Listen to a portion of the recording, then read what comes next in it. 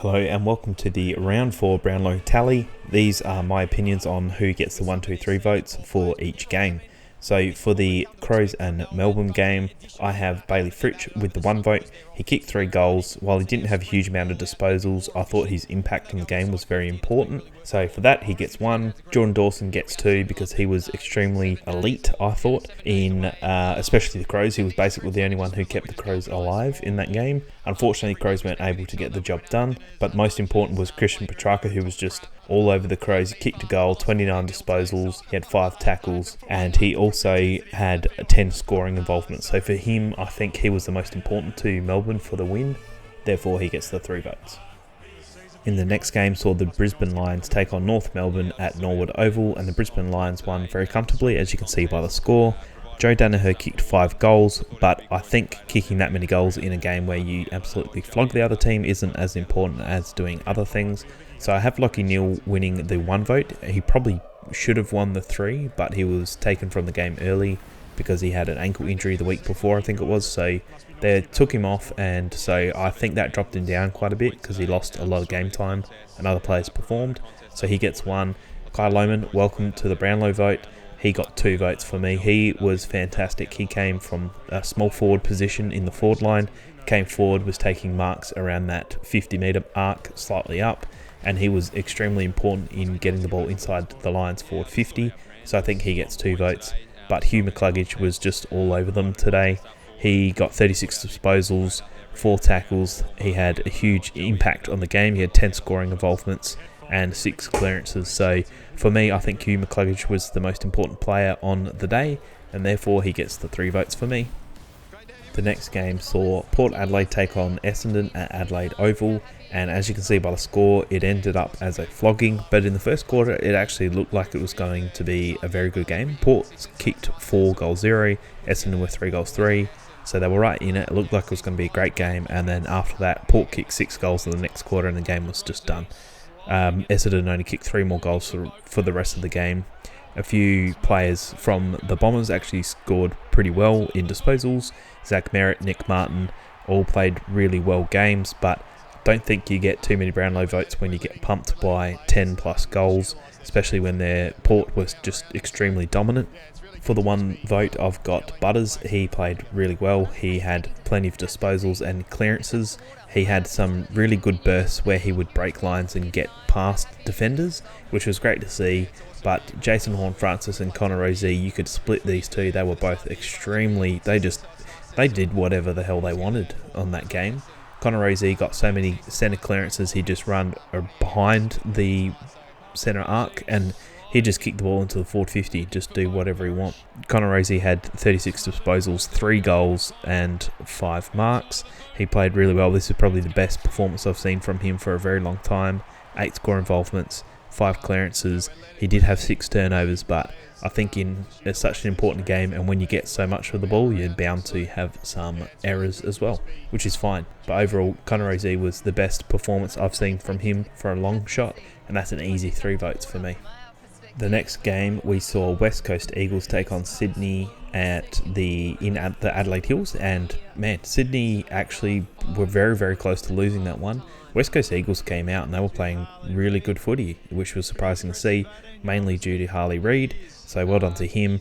Also, Liam Duggan and Elliot Yeo had really good games for the Eagles as well, but overall it was the Swans who ended up running away with it, and they were extremely dominant in the second half. Chad Warner played a great game. He had 1 vote for me. Errol Goulden and Isaac Heaney, I think you could split the two. Both kicked 2 goals, had about the same disposals and tackles. For me, Errol Goulden had 12 scoring involvements, which was great. Isaac Heaney had 10. So on statistics, you're probably thinking Errol Goulden actually scored better overall. But I think Isaac Heaney had a bit more of an impact on the game. It might be a bit hard to explain why, but I think he just had a bit more presence in the game with clearances and also just physical presence. He was throwing his weight around a little bit as well, which is great to see. Overall, I think you could split them. Isaac Heaney could get the 2, Errol Goulden could get the 3. It's going to be very close, but I think it is definitely between those two who will get the 3 votes and the 2 votes for that game. In a game that Fremantle probably should have won overall, Carlton kicked more goals and behinds. Obviously, as you can see by the score, But overall, Freo, I just felt like should have won that game. They had a bit more control, in my opinion. But 2 silly mistakes right at the end of the game cost them, and they ended up losing. Andrew Brayshaw was the clear favourite for me. He had 38 disposals. He had 7 tackles. He was one of the main reasons why they put up such a big fight against Carlton. Young also played a really good game. He gets the 2 votes for me. But yeah, Wiedering was superb down back. He took 12 marks and had 5 tackles. He was very important to Carlton winning that game, as he just stopped Fremantle from scoring. So they're my 3-2-1 for that game. The Saturday night game at the Adelaide Oval didn't disappoint. It was a nail-biter in the end there. I actually thought the Dogs were going to run away with it. I tipped them, but unfortunately they couldn't get the job done. For the 1 vote, Marcus Bontempelli was very important for the Bulldogs. He did have quite a few disposals, a lot of them handballs, but he also had 10 tackles, so it wouldn't surprise me if he bumped up to the 2 vote, even in a losing game. But for me, the most important player for Geelong to get 2 votes was Gryan Miers.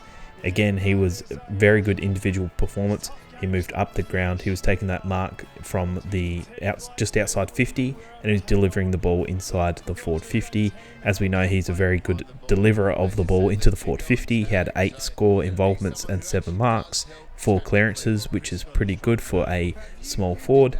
But I feel like Tom Liberatore, even in a losing game, was clearly the best player for me. He had 10 score involvements, 9 tackles and 19 clearances. He just was absolutely everywhere. He was clearly the best player on the ground for me, and he gets the 3 votes.